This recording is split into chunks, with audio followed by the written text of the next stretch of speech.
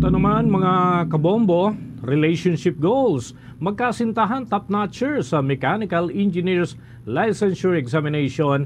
Naging study buddy pa ang kanilang isa't isa. Para ho sa kanilang pag-aaral, may balita dyan ng Star FM Iloilo.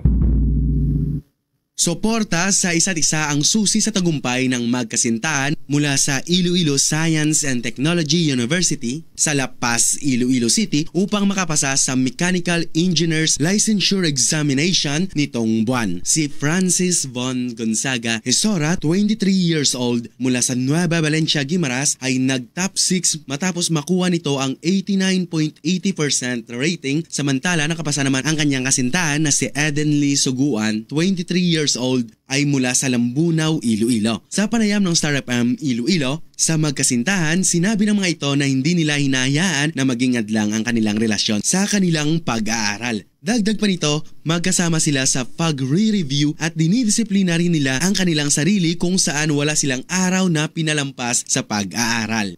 Pag-aaral sa kasama mo yung taong comfortable ka. Napagalaman na bago ang examination day sa Cebu, pumunta ang mga ito sa iba't ibang simbahan at ipinagkatiwala sa Diyos ang resulta. Nanatili sila sa Cebu kasama ang ibang mga kaklase hanggang lumabas ang resulta.